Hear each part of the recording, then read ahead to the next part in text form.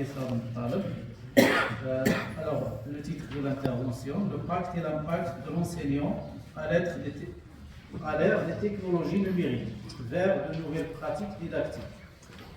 Merci, merci monsieur le directeur. Avant de commencer, je tiens à remercier vivement, exprimer ma gratitude, ma reconnaissance et mon estime depuis 3 ans mon professeur, M. Louis Tampari, pour ses conseils avisés et ses remarques constructives tout au long de la préparation de ce moment. Je tiens à remercier également le comité scientifique et le comité d'organisation aussi. Mon intervention intitulée Le pacte et l'impact de l'enseignant à l'ère des technologies numériques vers de nouvelles pratiques didactiques. Avant de commencer, voici le plan de mon travail. Après une introduction, il y a la problématique de mon travail, les hypothèses du travail. Je me suis bien sûr basée sur des travaux pour formuler ma problématique et les hypothèses du travail. Donc une synthèse, après une conclusion et quelques références bibliographiques. Aujourd'hui, le monde de l'éducation assiste à des transformations qui touchent les méthodes et les modes d'enseignement-apprentissage, avec l'intégration des technologies de l'information et de la communication.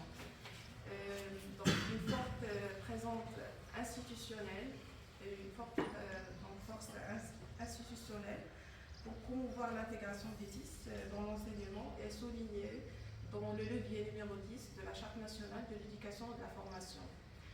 D'ailleurs, le ministère de l'Éducation nationale, de l'enseignement supérieur, de la recherche scientifique et de la formation des cadres a lancé dès 2005 un programme de généralisation des TIS. Donc c'est un programme les plus importants, les plus structurels.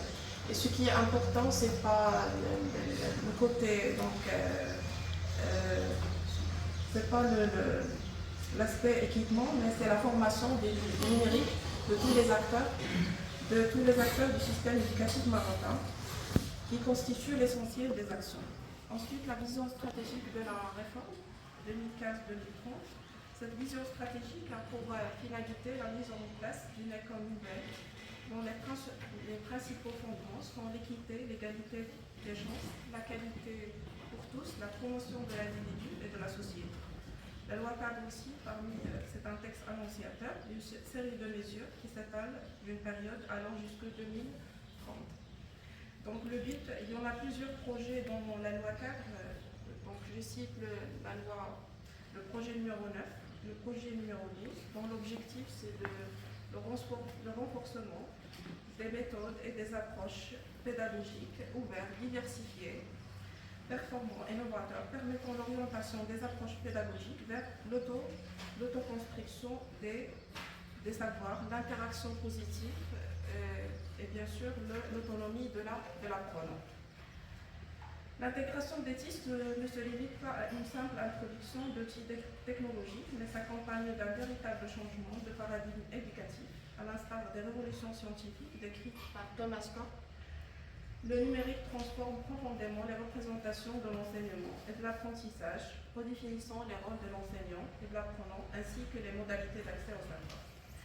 L'intégration du numérique dans l'éducation ne se limite pas à l'introduction d'outils technologiques, mais donc il applique également une reconfiguration du rôle de l'enseignant. Selon Philippe Berneau, l'enseignant contemporain doit développer de nouvelles compétences professionnelles, notamment la capacité à organiser des situations d'apprentissage complexes et à accompagner les apprenants dans la construction et la co-construction de montre que les technologies numériques peuvent favoriser des dispositifs pédagogiques innovants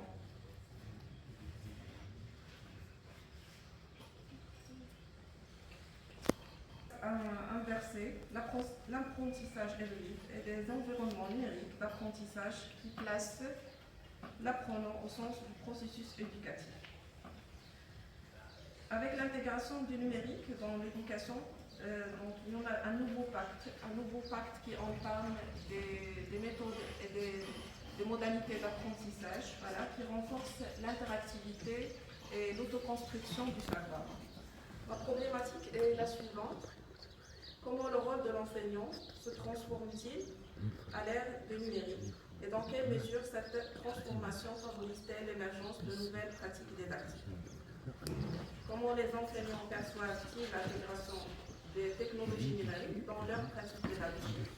Et dans quelle mesure l'usage des technologies numériques contribue-t-il à transformer les rôles de l'identité professionnelle des enseignants? À partir de cette problématique,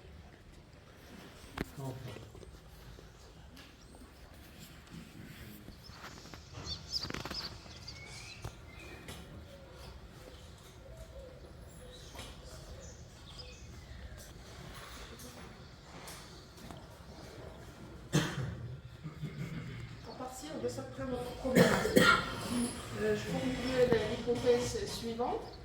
L'intégration réfléchie des technologies numériques transforme le rôle de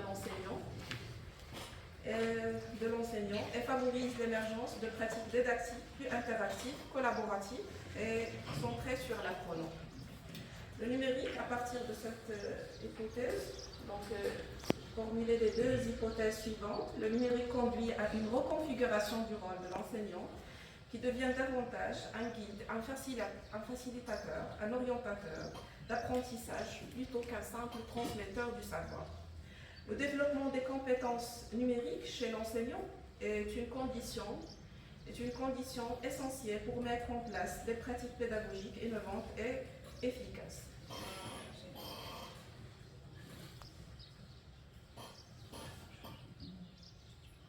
Je me suis basée sur les fondements théoriques de l'apprentissage à l'ère numérique, sur le socio-constructivisme. Tout d'abord, le constructivisme de Piaget qui insiste sur le rôle actif de l'apprenant dans l'acquisition du savoir. Le socio-constructivisme, fondé bien sûr par Vygotsky, qui insiste sur le rôle interactif de l'apprenant avec son milieu social, avec les pairs.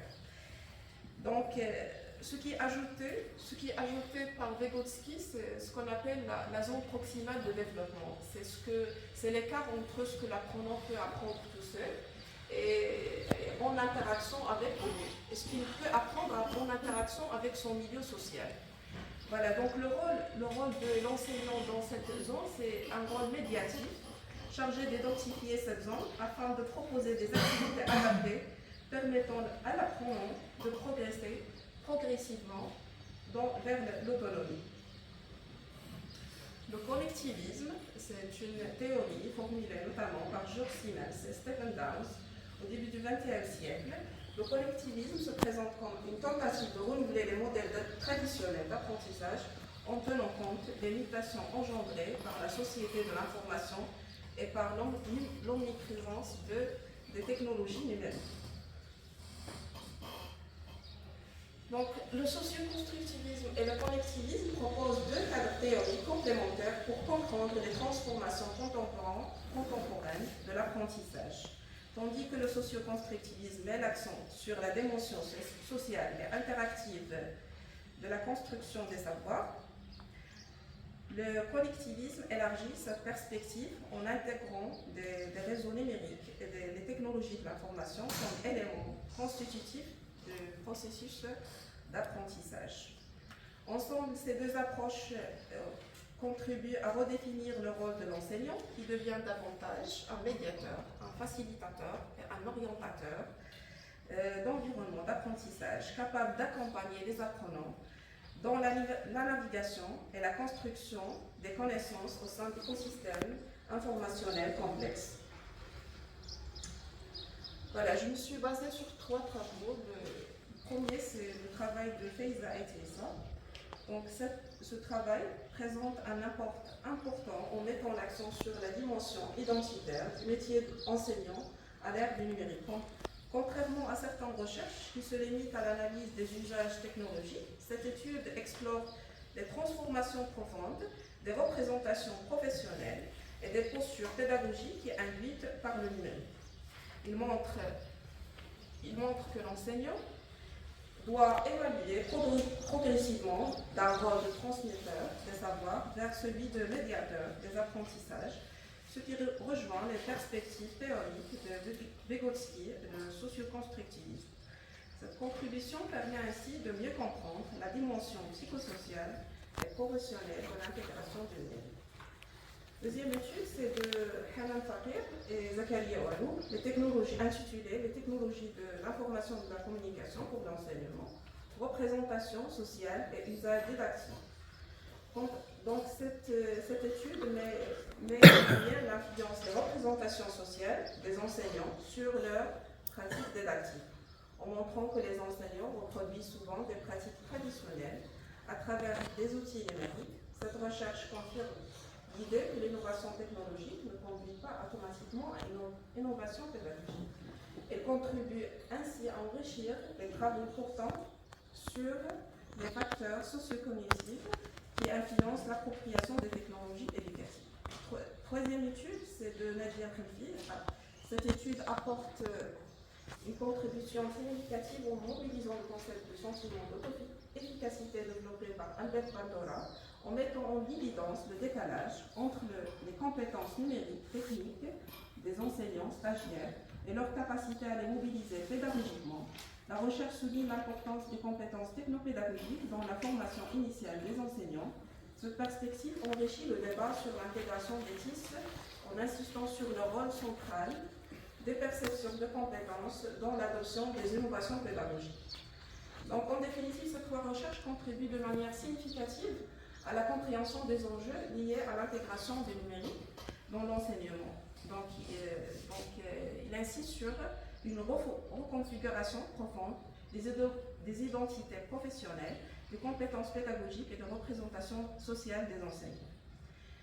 Voilà, donc je vais donc parler de modèle pédagogique d'intégration des TIS, modèle TIPAC. TIPAC, c'est un modèle éducatif, voilà, qui signifie Technological Pedagogical Consonance. C'est un modèle qui insiste sur trois dimensions. Dimension disciplinaire, dimension pédagogique et dimension technologique. Ça veut dire que l'enseignant doit y maîtriser les trois dimensions d'une façon cohérente et efficace, voilà, pour une meilleure transmission du savoir. Le modèle TIPAC propose une approche intégrée des compétences enseignantes où l'efficacité pédagogique repose sur la capacité à mobiliser les trois connaissances technologiques, pédagogiques et disciplinaires. Et le modèle SAM, c'est un modèle développé par Ruben Bandura, qui insiste sur 4 phases: substitution, augmentation et modification et redéfinition. Ce modèle met en évidence une évolution progressive de l'usage des TIS, passant d'un simple outil de substitution à un levier important de transformation pédagogique. Il constitue un référentiel pertinent pour accompagner les enseignants et les professionnels dans une intégration réfléchie et bien sûr efficace du numérique. Pour conclure, l'intégration du numérique dans l'éducation transforme profondément les pratiques pédagogiques et redéfinit le rôle de l'enseignant. Celui-ci devient un acteur central dans la conception d'environnements d'apprentissage interactifs et collaboratifs. Toutefois, pour garantir une utilisation efficace des technologies numériques, il est nécessaire de renforcer la formation des enseignants et de développer des politiques éducatives favorisant l'innovation pédagogique. Voilà quelques références bibliographiques sur lesquelles je me suis basée pour préparer cette intervention. Alors, merci.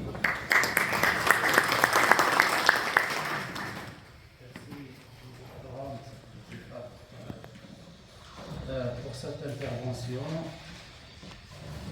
Alors, doctorante qui cherche à travers son travail de mettre le point sur le rôle prépondérant de l'emploi des TIS dans le domaine éducatif. L'emploi des TIS comme pratique innovante et qui trouve bien sûr ses références dans les théories d'apprentissage, notamment on a parlé de constructivisme et de socio-constructivisme. Alors, merci une autre fois pour cette intervention.